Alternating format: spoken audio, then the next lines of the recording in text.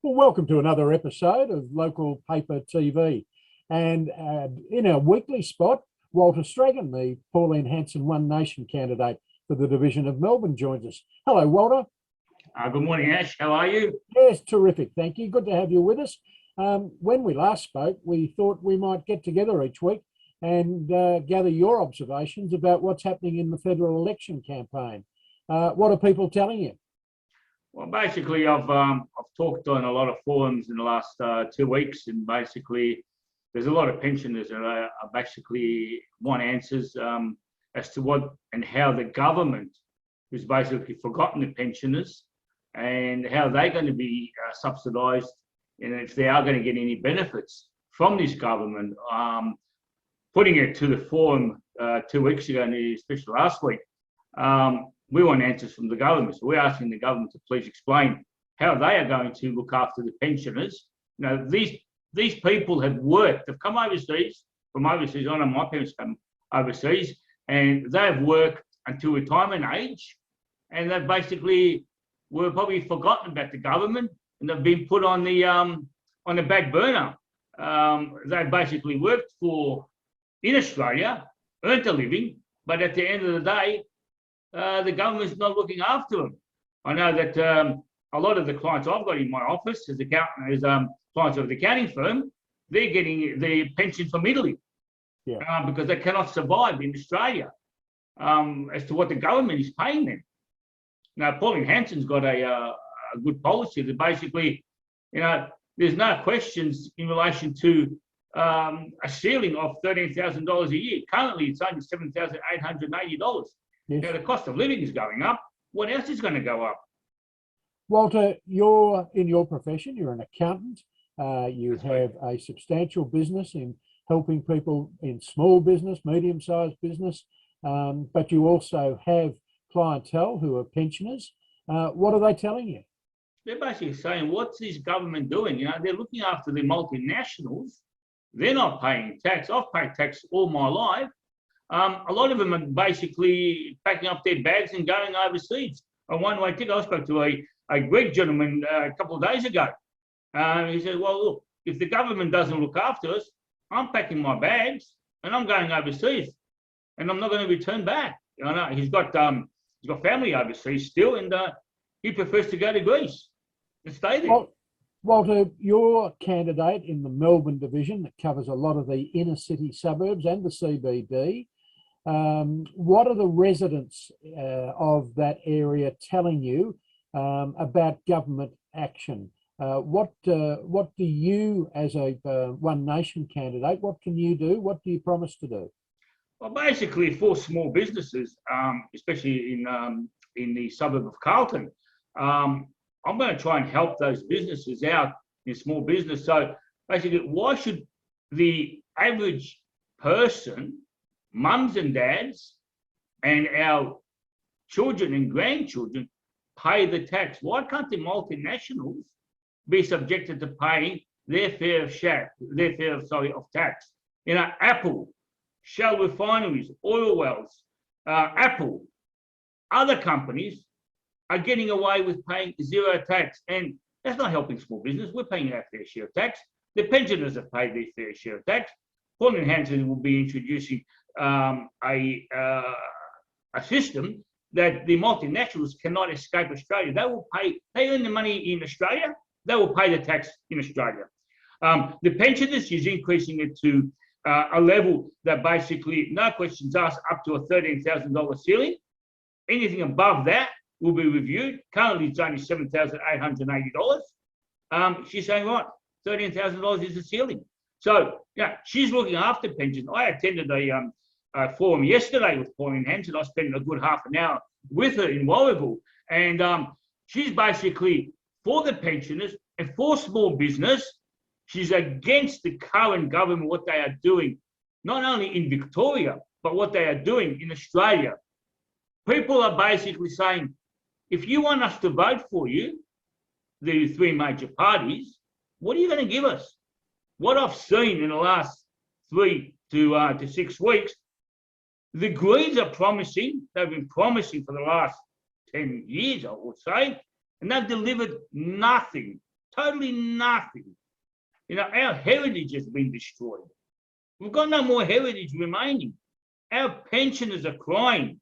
They're living in commission houses. Now, they're being built in areas near Tullamarine. There's housing in Tullamarine. Why can't they give them housing? What's this government doing? Promises. And then they're trying to get votes from the pensioners. And what? After they win the election, they're going to go back to square one. They're going to basically say, but I didn't say that. Like Dan Andrews, he said a lot of statements with the pensioners, with looking after the health industry, 4,500 beds. Can I see 4,500 beds from Dan Andrews? I can't see it. They are just baseless promises, Ash. Yeah. I'm sick of it. We're speaking with Walter Stragan. He's the candidate for Pauline Hanson's One Nation Party for the division of Melbourne that takes in a lot of the inner city suburbs.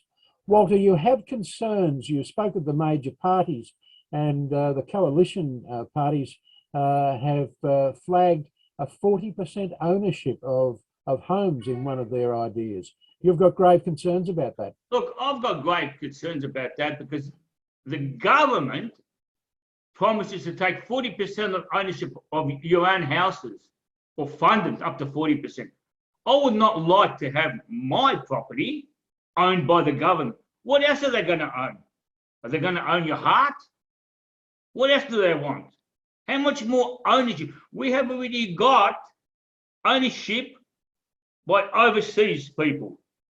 Housing is being owned by overseas. Water is being owned by more than 20% overseas. And now the government is stepping in to own and promise to pay 40% of your property. Why can't they just give a government grant, a first home owner scheme grant, and continue with that and increase that level, revisit the housing prices, revisit what they are doing in Australia with other costs of living and help them. Do not take a pensioner's property, a young child or a person that has started work trying to get into the housing market.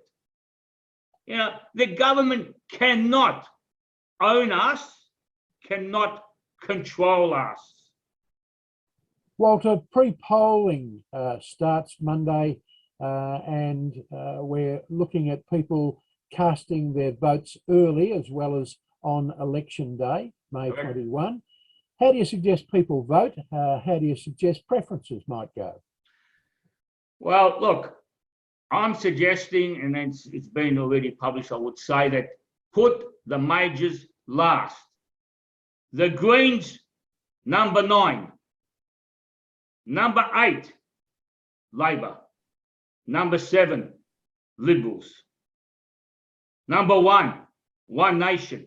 Number 2, UAP. Number 3, Lib Democrats. Number 4, Independents. So that's the way that we should continue. And any other parties after that, thereafter. So I've got 9 candidates in the seat of Melbourne. I'm requesting that if you really want a true government and not a repeat for another 3 years of being in this situation with baseless promises, Pauline Hanson will deliver what she preaches. I met up with her yesterday and she's down to earth. She says it as it is. She doesn't do baseless claims and promises the world, but she looks after the people of Australia. She's a genuine person, and she's not a racist. She doesn't discriminate. I'm Ukrainian. She has got candidates that are Asian. Now, I see that as not discriminating if she's got Asian candidates. Now, everybody's saying, because it's the media that are publishing it, that Pauline Hanson is racist. She is not racist, and I'll make that very, very clear. And anybody who wants to talk to me. My phone is always open. My office is always open. I'm more than happy to sit down with anybody face to face and explain to them what the policies of Pauline Hanson One Nation is. We've been speaking with Walter Stragan. He's the candidate for the Division of Melbourne. He's standing with the Pauline Hanson One Nation Party. The federal election coming up on Saturday, May 21st, and pre-polling just about to start. Walter, thank you for joining us today. And can we get together in a week's time and have another chat? Yes, definitely, Ash. I'd love to talk to you, and we'll catch up next week. Thank you, very Walter. much. Thank you very much, Walter. Goodbye.